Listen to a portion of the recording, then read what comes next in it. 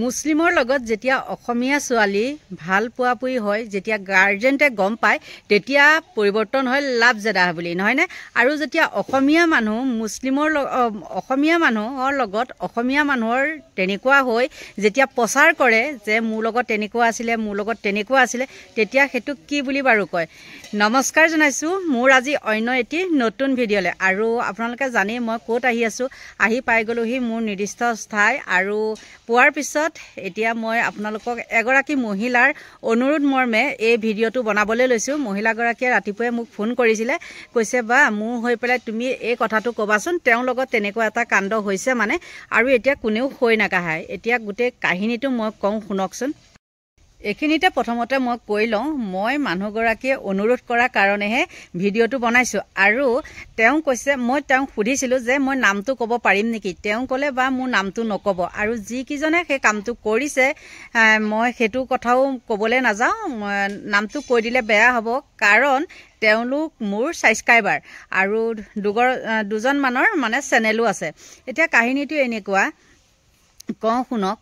আজিকালি সেইটো মই প্ৰথমতে কৈ লৈছোঁ দেই, আজিকালি সেইটো কোনো ডাঙৰ কথাও নহয়।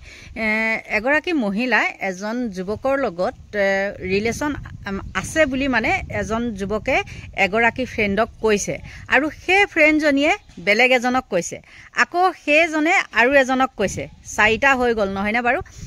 শুনক এতিয়া মই সেই প্ৰথম যুৱকজনক কওঁ, যিজন যুৱকৰ পৰা এই কাহিনীটো মানে আৰম্ভ হৈছে দেই, সেই যুৱকজনক কওঁ তুমি ঠিক আছে সেই মহিলাগৰাকীৰ লগত তুমি কিবা এটা কৰিলা মই মানি লৈছোঁ, কিন্তু সেই কথাটো কি যুক্তিত তুমি বেলেগ এগৰাকী মহিলাক ক'লা?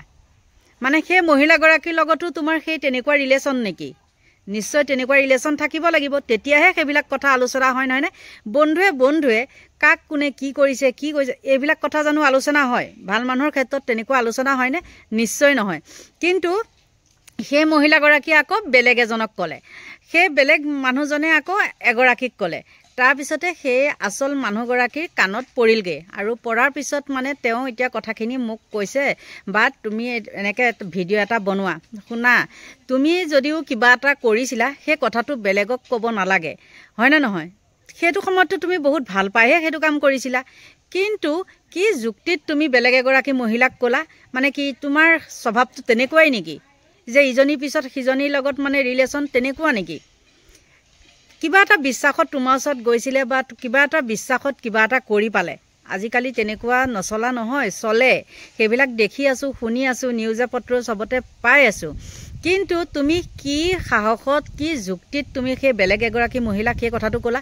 সেই মহিলাগৰাকীয়ে মহিলাক নকৈ পেলাই ক'লে ফ্ৰেণ্ডক, মতা ফ্ৰেণ্ডক, আৰু সেই মতা ফ্ৰেণ্ডজনীয়ে আকৌ বেলেগ এজনক ক'লে যে এনেকুৱা কথা। তেন্তে হ'লে সেইটো যুক্তিসংগত কথা হয়নে?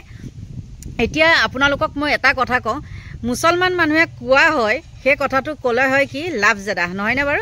এইটো এনেকুৱাই, এই গেদাবিলাক এনেকুৱাই। কিছুমানে বেয়া পাব সেই কথাটো ক'লে, আপুনি কিয় এইটো ভিডিঅ' বনাইছে বুলি ক'ব। কিন্তু আপোনালোকে নিজে ভাবকচোন, মই যিকেইজন মানে যুৱকৰ কথা কৈ আছোঁ তেওঁলোক হ'ল অসমীয়া আৰু মহিলাগৰাকীও হ'ল অসমীয়াৰ শত্ৰু নহয়নে। আৰু আপোনালোকে কি কয় আপুনি অসমীয়াৰ নামত কলংক হয় নে নহয়। কিন্তু এতিয়া আপোনালোকক মই সেই কথাটো প্ৰশ্ন কৰিছোঁ, আপোনালোকে ক'ব পাৰিবানে? কোনেওতো ক'ব নোৱাৰিব বোলে হয় আপুনি কোৱা কথাটো মিছা বুলি। যিটো কেছ চলি আছে সেইটো অসমীয়া হয়, ল'ৰাকেইজনেও অসমীয়া আৰু মাইকী মানুহকেইজনীও মানে অসমীয়াই হয়। তেন্তে হ'লে ইয়াততো কোনো আপোনালোকৰ মতে কোনোতো গেদা নহয়। আপোনালোকে যে কয় গেদা শব্দটো ব্যৱহাৰ কৰে যে চব কথাতে, সেই তেওঁলোকতো গেদা নহয়, তেওঁলোকতো অসমীয়াই হয়। গতিকে যিকোনো কথা কোৱাৰ আগত চালি জাৰি চাই ল'ব। আৰু এতিয়া মই কথা এটা কৈছোঁ শুনক, মানুহৰ এখন সংসাৰ গঢ়িবলৈ বহুত সময় লাগে, কিন্তু ভাগি যাবলৈ বেছি সময় নালাগে। গতিকে যিকোনো কথা কোৱাৰ আগত চব ছাইডটো চালি জাৰি চাব। বহুত বিশ্বাস কৰি সেই মহিলাগৰাকী বাৰু আপোনাৰ তাত গৈছিলে, মই মানি লৈছোঁ। সেই মহিলাগৰাকীয়ে কৈছে মই কোনোদিন যোৱা নাই, এই কথাটো মিছাকৈ প্ৰচাৰ কৰিছে। আৰু আপোনাৰ কি চুটখৰে খাইছে? সেই যুৱকজনে কৈছে আপোনাৰ কি চুটখৰে খাইছে বেলেগ এগৰাকী মহিলাক এইবিলাক কথা ক'বলৈ মানে কি?